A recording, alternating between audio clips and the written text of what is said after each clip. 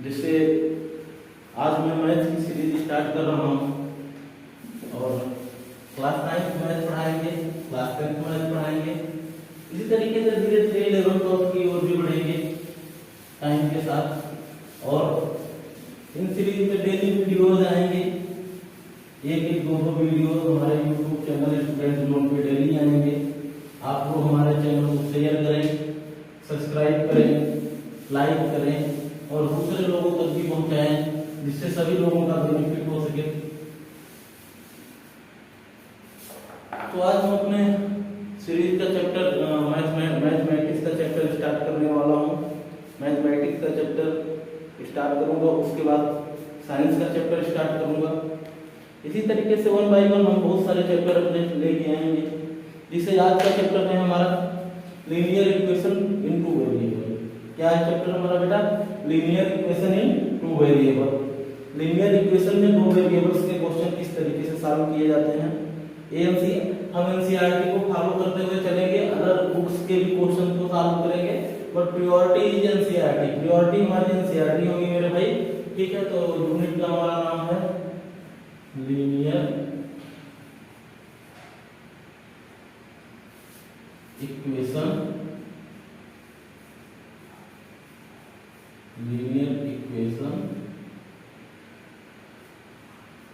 इन two variable.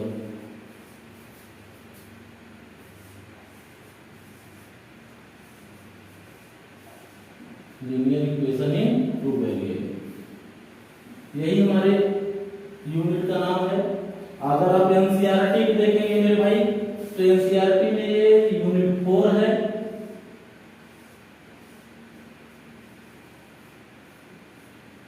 NCERT की unit 4 है, class 9 की सीरीज है। ये हमारे क्लास 9 की सीरीज है, यहाँ क्लास 9 लिख दे रहे हैं।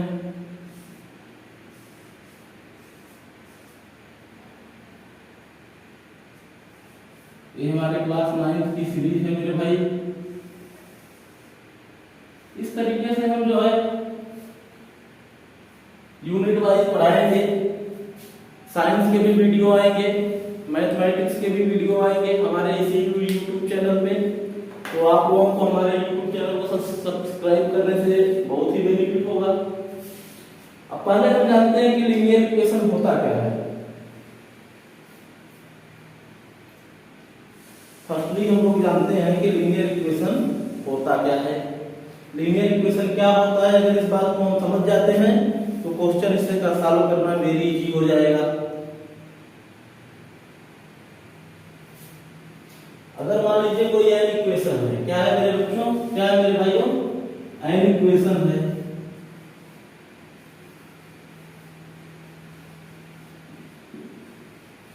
कोई एक इक्वेशन है जिसका फॉर्म क्या है? क्या है भाई फॉर्म?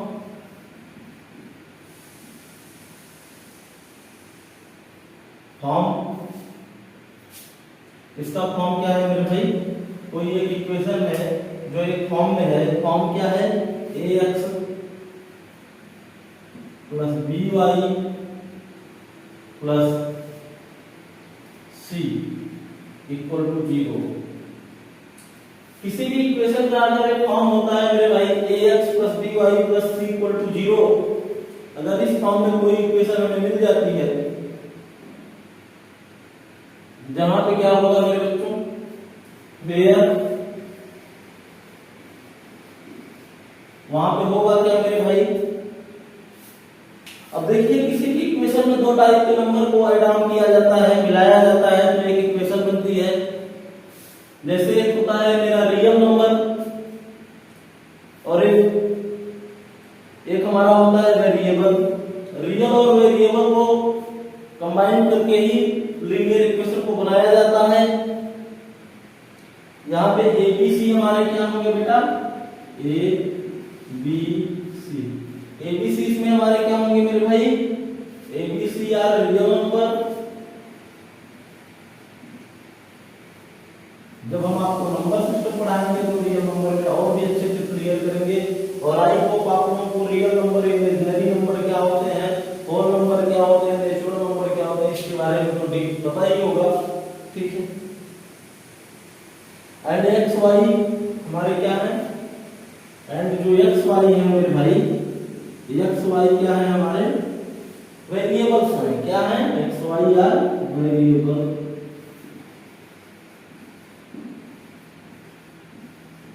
एक्स वाई हमारे क्या है मेरे भैया वेरिएबल है, ठीक है।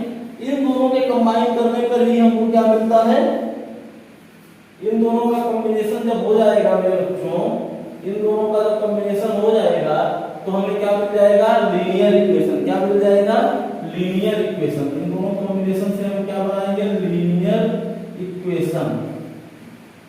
अब देखिए लीनियर इक्वेशन सिंगल वेरिएबल होता है, टू वेरिएबल, मल्टीपल वेरिएबल्स भी होते हैं, ठीक है। Linear equation of two variable,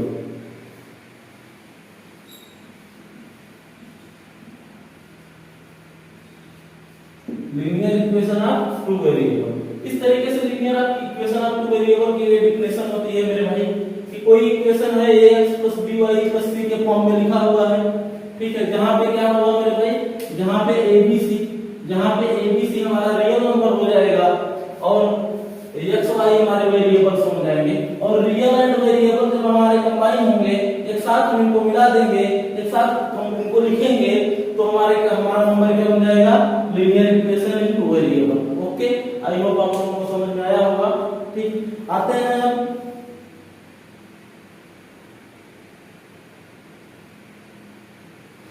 अब यहाँ पे एक चीज और देखने का है मेरे भाई।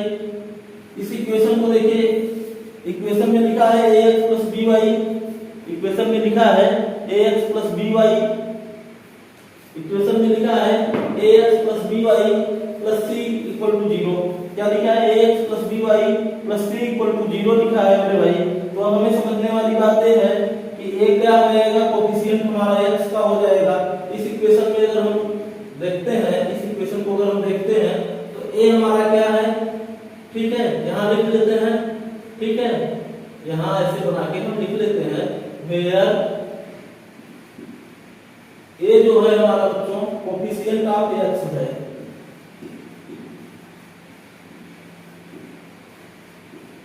ये हमारा कोएफिशिएंट ऑफ x है, और जहां पे b हमारा क्या है कोएफिशिएंट ऑफ क्या हो जाएगी y की हो जाएगी, और c हमारा क्या हो जाएगा मेरे भाई, c एक कांस्टेंट नंबर होता है। क्या होता है कांस्टेंट नंबर होता है, ठीक है। इस तरीके से बातें लिखी जाती हैं एक लीनियर इक्वेशन की। लीनियर इक्वेशन में इतनी सारी चीजें होती हैं मेरे भाई, लीनियर इक्वेशन में इतनी सारी चीजें होती हैं, जहां पे a हमारा होता है कोएफिशिएंट ऑफ x, b होता है हमारा कोएफिशिएंट ऑफ y, और c हमारा होता है कांस्टेंट नंबर, ठीक है बच्चों। इतना समझ में आया होगा आप लोगों को। अब आप बढ़ते हैं आगे।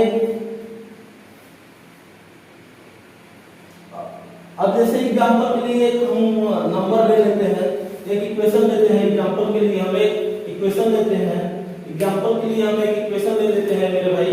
एग्जांपल के लिए हम एक इक्वेशन जैसे लेते हैं, एग्जांपल लिखते हैं, और एग्जांपल के लिए इक्वेशन हम ले लेते हैं जैसे 6x + 2y + 5। एक इंफॉर्मेशन आपको बता दूं बच्चों कि इस क्लास में मेरा थ्योरेटिकल क्लास रहेगा लीनियर इक्वेशन टू वेरिएबल। इसके कॉन्सेप्ट क्या होते हैं, किस टाइप के क्वेश्चन होते हैं, और नेक्स्ट क्लास जब इसकी पार्ट 2 आएगी, ये हमारी लीनियर इक्वेशन पार्ट 1 है, ये हमारा linear equation two variable part 1 है। यहाँ पे पार्ट 1 हम लिख देते हैं, ये हमारा पार्ट 1 है, पार्ट 1 है। इसी तरीके से बच्चों पार्ट 2 आएगी, और हम कोशिश करेंगे कि पार्ट 2 में हम इसको खत्म कर दें। एनसीईआरटी के क्वेश्चन को सॉल्व कराएंगे, अदर क्वेश्चन भी जो अच्छे हैं उनको भी लेंगे, इंक्लूड करेंगे, ठीक है। इक्वल टू 0 है, ठीक है मेरे बच्चों, इतना इक्वल टू 0 है, ठीक है।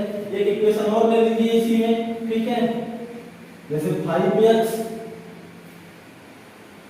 - 2y + 3 = 0।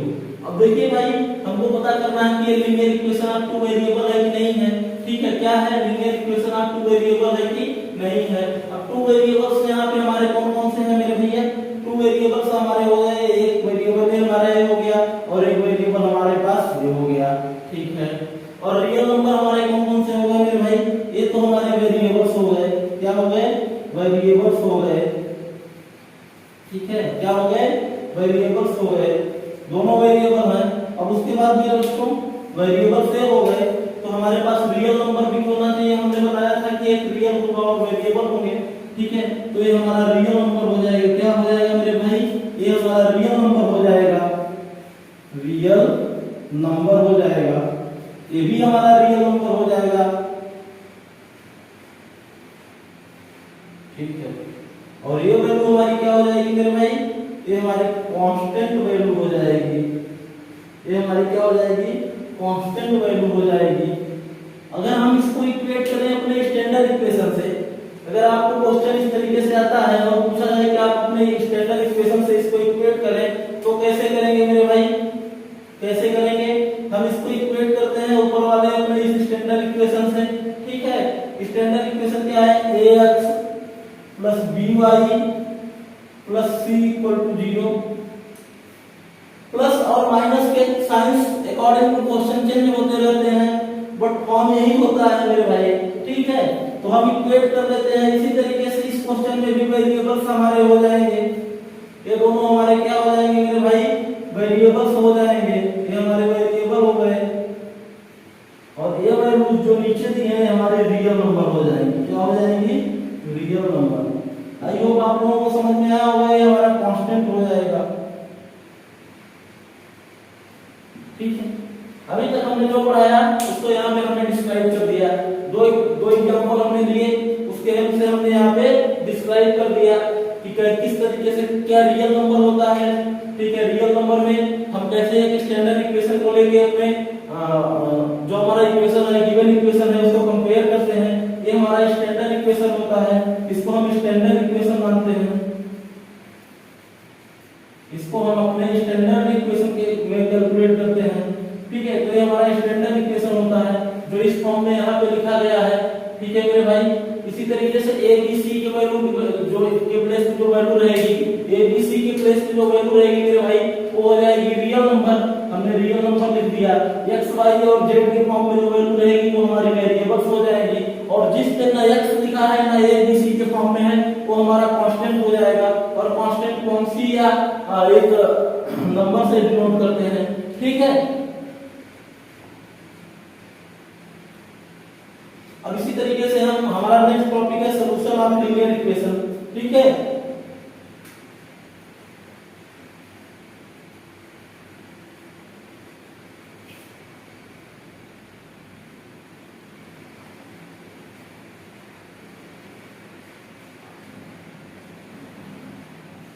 इतना तो आप लोग समझ लिए होंगे, आई होप सबको समझ में आया होगा अच्छी से।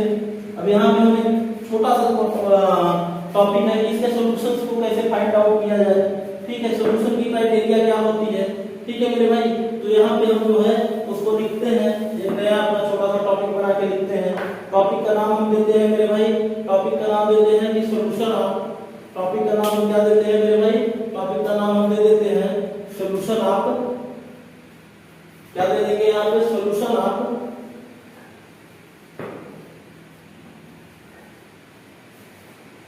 Linear equation,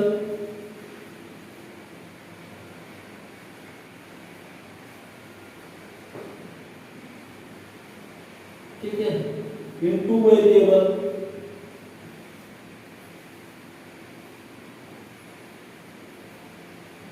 linear equation into variable, ये हमारा टॉपिक हो जाएगा। अब यहाँ पे हमको देखना है मेरे भाई कि किस टाइप के क्वेश्चन को सॉल्यूशन किस तरीके से निकाला जाए, किस कंडीशन को हमें सेटिस्फाई करे, ठीक है। तो अगर एक स्टैंडर्ड इक्वेशन हम कोई भी ले लें मेरे भाई, क्या ले लें, स्टैंडर्ड इक्वेशन ले लें, तो उसमें हमको क्या मिलता है, दो साइडें मिलती हैं, एक लेफ्ट हैंड साइड होती है और एक राइट हैंड साइड होती है, ठीक है।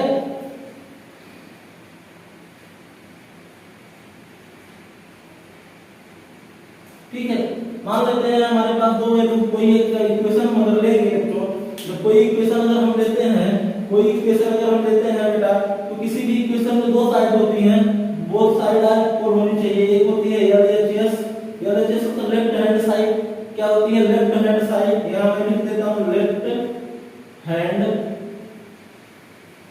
साइड।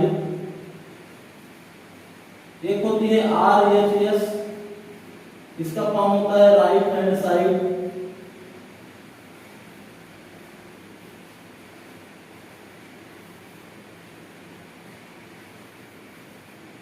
ठीक है। तो बोथ आर इक्वल होने चाहिए मेरे भाई। किसी भी इक्वेशन में LHS इक्वल टू RHS हो जाए, अगर LHS 0 आ रहा है तो RHS भी 0 होना चाहिए।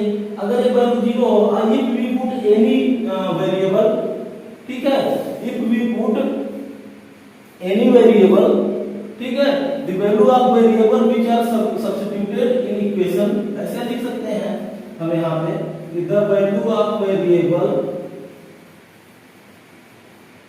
वैल्यू ऑफ वेरिएबल, ठीक है, which are substituted,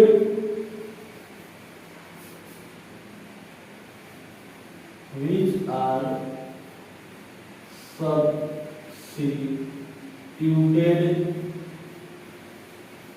in equation, ठीक है, तो both side will be equal, then both side be equal, ठीक है।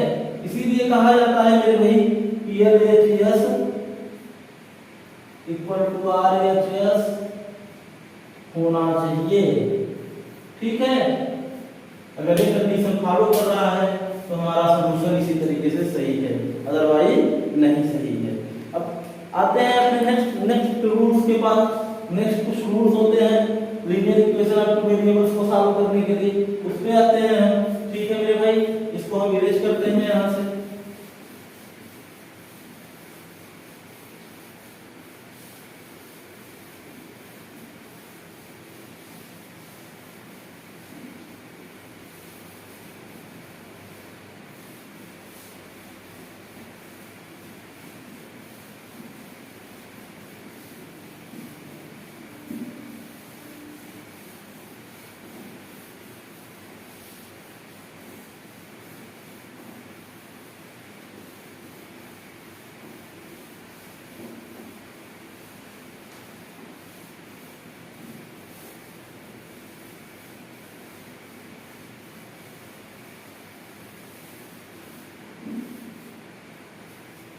ठीक है बच्चों।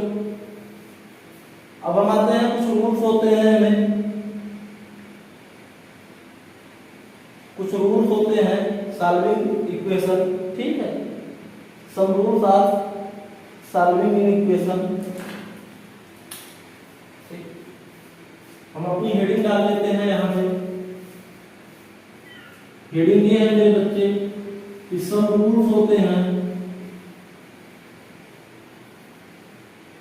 are solving an equation। Equation को सॉल्व करने के लिए कुछ रूल्स हमारे पास होते हैं लीनियर इक्वेशन टू वेरिएबल, ठीक है। यहां से हम अपने बोर्ड को टू पार्ट में डिवाइड कर लेते हैं, बड़ा बोर्ड है जिससे हम ज्यादा से ज्यादा कंटेंट को यहां पे लिख सकें। रूल्स होते हैं मेरे बच्चे, ठीक है। तो रूल्स क्या होता है मेरे भाई, उसको हम लिखते हैं यहाँ पे। रूल्स क्या होते हैं उसको हम लिखते हैं सेम क्वांटिटी। क्या होता है पहला रूल, सेम क्वांटिटी, ठीक है। Same quantity can be added, can be added, ठीक है, कैन बी एडेड, ठीक है, can be added to both side.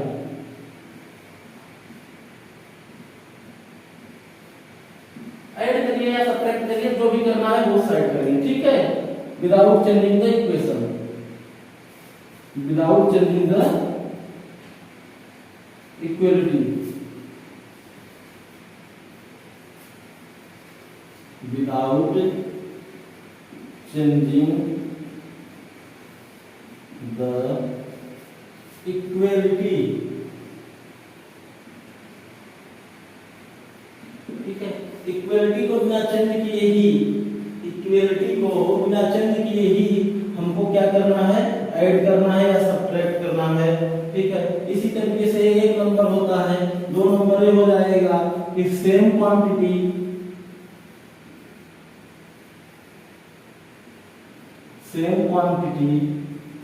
Can be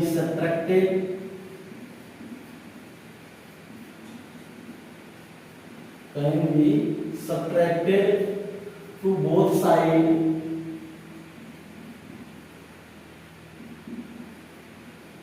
without changing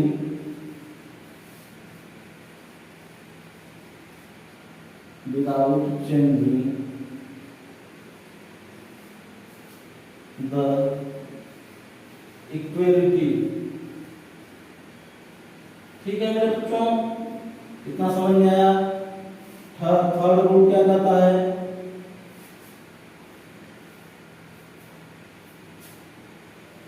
third rule कह रहा है both side of equation can B multiply, both side of equation can be multiplied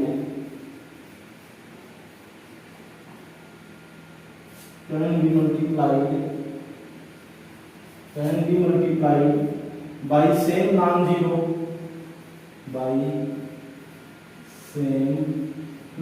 होने चाहिए मेरे भाई, non-zero मतलब जीरो नहीं होना चाहिए, same non-zero।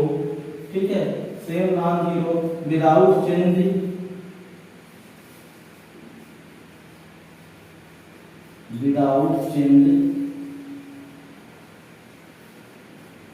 the equality।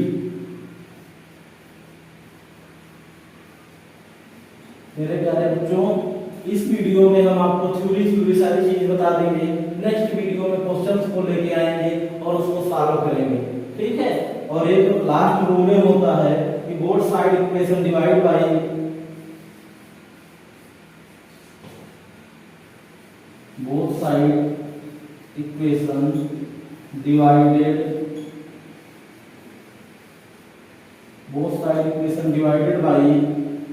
both side equation divided by same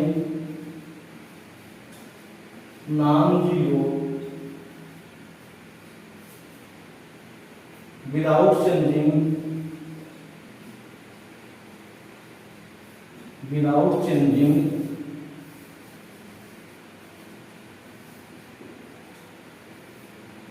equality,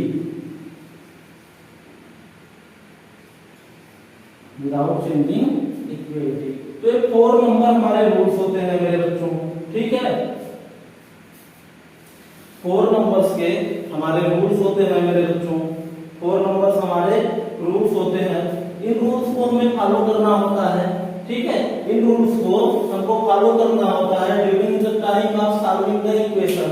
ठीक है, इक्वेशन सॉल्व करते समय हमको इन रूल्स को फॉलो करना होता है। कह रहा है क्वेश्चन में, रूल्स कह रहा है कि same quantity can be added both side without changing the equality. Equality बिना चेंज किए ही हमको नंबर को ऐड करना है। Same quantity can be subtracted both side without changing the equality. दूसरा रूल कह रहा है। तीसरा क्या कह रहा है, both side of equation can be multiplied by non-zero। ये टर्म याद रखिएगा, non-zero होना चाहिए number without change the equation equality. ठीक है, both side equation can B divided by same non-zero without changing the equality. ये 4 रूल हैं हमारे बेटा, ये 4 नियम हैं हमारे। इन्हीं नियम के हेल्प से हम अपने इक्वेशन को सॉल्व करते हैं। ठीक है, इन्हीं 4 रूल्स के हेल्प से हम अपने इक्वेशन को सॉल्व करते हैं। ठीक है,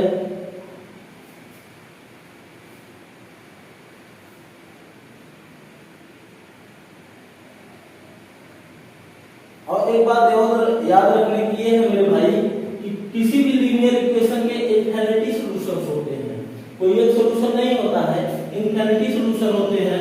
मान लेते हैं इसी बेस पे हम ग्राफ ड्रा करते हैं। क्या करते हैं मेरे भाई, ग्राफिंग कैसे हम करते हैं, इसी के बेसिस पे हम ग्राफ ड्रा करते हैं। ठीक है, तो किसी भी हमारा जो लीनियर इक्वेशन है, किसी भी लीनियर इक्वेशन के इनफिनिटी सॉल्यूशन होते हैं। क्या होते हैं? किसी भी लीनियर इक्वेशन के इनफिनिटी सॉल्यूशंस होते हैं, इनफाइनाइट सॉल्यूशन होते हैं। तो यहां हम लिखते हैं लीनियर इक्वेशन है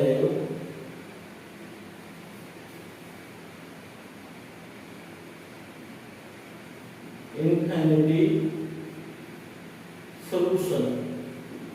ठीक है, लीनियर इक्वेशन के बहुत सारे सॉल्यूशन होते हैं। जैसे एक इक्वेशन आप ले लीजिए ax + by + c = 0। अब आप क्या करिए कि यहाँ पे एक कॉलम बनाइए इस तरीके से। ठीक है, यहाँ पे आप रखिए x y, यहाँ पे लिखिए x y। अब आप x = 1 पुट करेंगे तो क्या आएगा? x = 1 पुट करेंगे तो हमारा कुछ और वैल्यू आएगा। x = 2 पुट करेंगे तो कुछ और आएगा, 3 करेंगे तो कुछ और आएगा। इसी तरीके से y की वैल्यू पुट करेंगे तो कुछ और वैल्यू आएगी। ठीक है, तो इसी बेस पे हम ग्राफ ड्रा करते हैं अपने। इस तरीके से हमारा ग्राफ होता है। ठीक, क्या होता है? x एक्सिस इसे हम मानते हैं बच्चों, इसे y एक्सिस मानते हैं, इसे y डैश मानेंगे, इसे x डैश मानेंगे। ये हमारा सेंट्रल पॉइंट होता है। इधर की वैल्यू हमारी पॉजिटिव में जाती है, इधर की वैल्यू हमारी नेगेटिव में जाती है। इधर की वैल्यू y एक्सिस में हमें पॉजिटिव मिलती है, इधर नेगेटिव मिलती है। ठीक है मेरे बच्चों, तो इस तरीके से जो वैल्यू आती है हम पुट करते हैं और हमारा ग्राफ ड्रा हो जाता है। तो मिलते हैं मेरे भाइयों नेक्स्ट वीडियो में एनसीईआरटी बेसिस क्वेश्चन को लेके। तब तक के लिए आप लोग हमारे YouTube चैनल को सब्सक्राइब करें, लाइक करें, शेयर करें और आपको सारी चीजें यहाँ पे मिल जाएंगी। आप कमेंट जरूर करें, जिससे हमें पता चले कि हमें क्या इंप्रूवमेंट करना है, हमने क्या गलत पढ़ाया है, हमने क्या गलत और ज्यादा हम अपने वीडियोस में क्या इंप्रूवमेंट ला सकते हैं। तो इसलिए आप लोग कमेंट करें, लाइक करें, शेयर करें और सब्सक्राइब करें। ठीक है बच्चों, तब तक के लिए आप लोग पढ़ते रहें, खेलते रहें, मस्त रहें, खुश रहें। Thank you.